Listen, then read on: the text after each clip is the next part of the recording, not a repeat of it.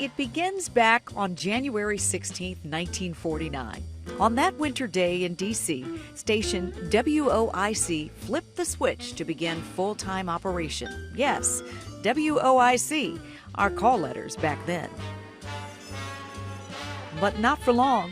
After just a few months, CBS and the Washington Post bought the station and changed the call letters to WTOP.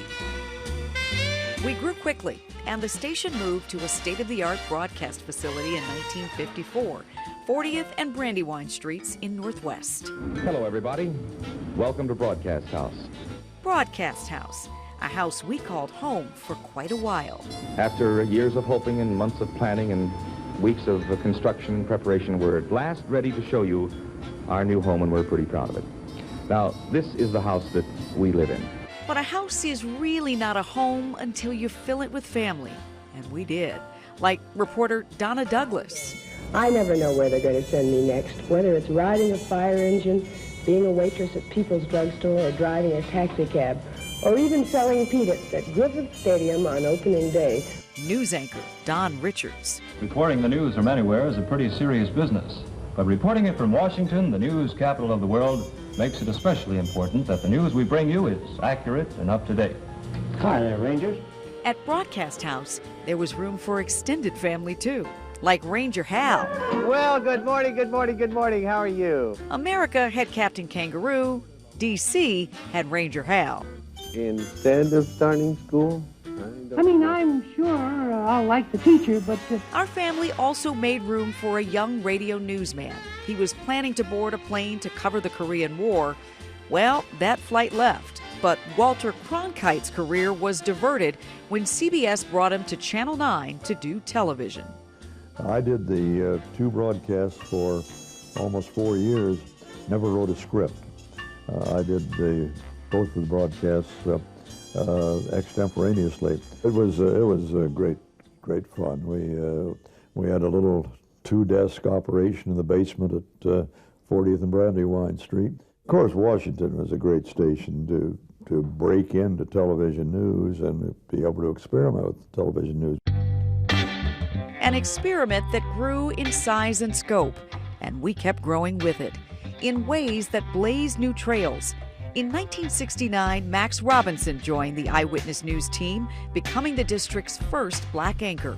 When we do the 11 o'clock news, we have to be aware that this is the last chance a viewer gets to find out what happened during the day. His partners, J.C. Hayward, the first woman to anchor a newscast in Washington, Maureen Bunyan, and Gordon Peterson. Gordon is one of the most fascinating people I've ever met. I have never met before an ex-Marine captain who was also an ex-monk. If you want to find out something badly enough in this town, you can find out about it, because the town runs on paper. And somewhere there is written down what you want to know.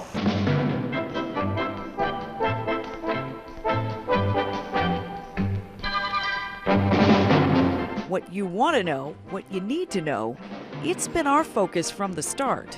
Does the news you watch answer the questions you'd ask? If you're watching our news, we think you'll say yes. Asking those questions over the years, reporters like Mike Buchanan covering the streets of D.C. I came to work at WTOP in 1970. The boss gave me a station ID card and a tear gas mask. The anti-war demonstrations, almost daily protests in downtown Washington. It was an angry, ugly time. And there was J.C. Hayward reporting from half a world away. It's been 2 weeks since food was handed out. It is the only organization that has consistently fought for democracy. And Maureen Bunyan. Prime Minister Ohira says he would like Americans to pay more attention to Japan. In the late 1970s, an ownership change led to new call letters, WDVM, representing the District, Virginia, and Maryland.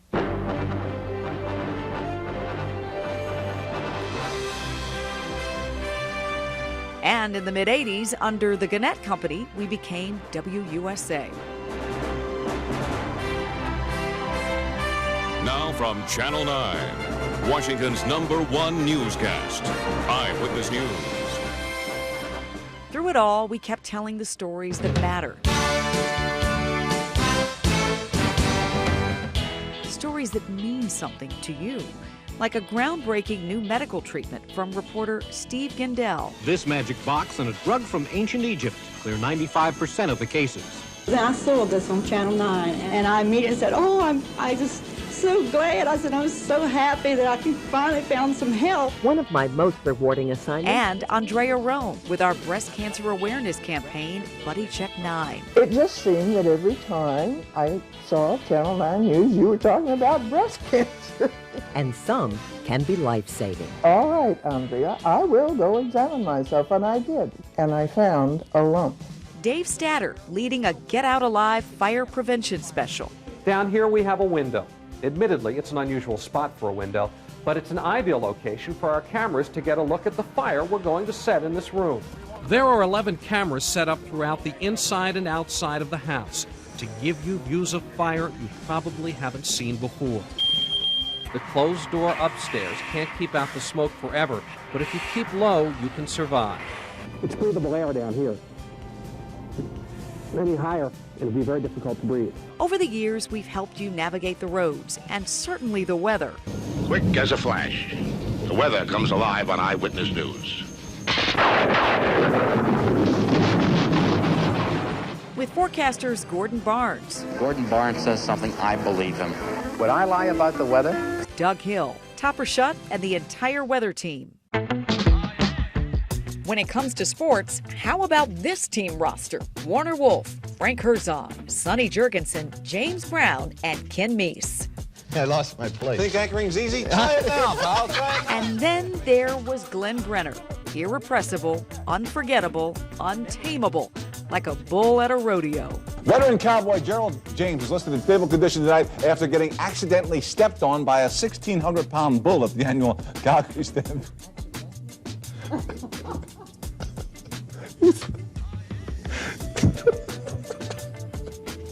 It's not funny. It's not funny. And it's one of those shows anyway. Asking for football picks from a nun. The New Orleans Saints at New England. Now you say that just because they're Saints. Sometimes I don't go along with the Saints. They fool you. Excuse me, officer. How you doing, sir? Fine, how you doing? I mean, what's the charge? You got an overlarge weenie on the street, sir. When Washington went to the Super Bowl in 1988, we sent Mike Buchanan to the host city, San Diego. Redskin victory programs right here. Ole! Buck found a beach that was clothing optional. Do you feel nervous? Yeah, I do. Yeah, I do. Take off your clothes, you'll feel better. You know, you're right. It does. It feels good. Yeah, it does. Oh, hail to the Redskins. And that's the way it was. We're on the move, WUSA, 4100 Wisconsin Avenue. What do I need these for? Because you're packing. Investigative files. In 1992, our Channel 9 family packed up again for another big move. I'm not going to miss anything about this building. It is ugly, it's dirty. Exciting. It's something new, something to look forward to. Of course, we're going to state of the art over there. You're going to miss it? This building? Do you miss car accidents? No. We headed just down the street to a brand new broadcast house on Wisconsin Avenue Northwest. WUSA TV officially opened its new home today. WUSA's president and general manager, Hank Yagi, hosted today's ribbon-cutting ceremony. This new facility is without doubt among the premier broadcast facilities ever built. We settled in quickly and kept doing what we do. Our open records investigation identified case after case, cruisers without flashing lights, where the police department gets officers who ran red lights off the hook. We have a level of fear that we're not used to. It's kind of unsafe right now. I never thought anything like this would happen around our neighborhood. We're scared of coming to work. Were you scared? Yes. You go out in the morning, you don't never know if you're going to make it back. Eric Toth is serving a 25-year sentence at this federal prison. We spoke with him about his web of deception and how he stayed one step ahead of law enforcement for so long. I've just been thinking about my daughter, where she could possibly be at. Where do you think Alicia is right now? I honestly can't answer that. In just the past 3 weeks, authorities say more than 50 persons have been arrested and over 100 guns have been taken off of the streets since Operation Ceasefire was launched. Remembering the moments that change our lives. Now 92 years old, Miss Hale shares her vivid memories of the 1963 March on Washington. To think of all the people that came here from so many places. And then I remember Martin Luther King up there on that podium and when he started giving his speech. My poor little children will one day live in a nation where they will not be judged by the color of their skin, but by the content of their character. I have a dream today. And bringing you the big stories as they break. Art Castellano saw the plane and then the flames from over a mile away.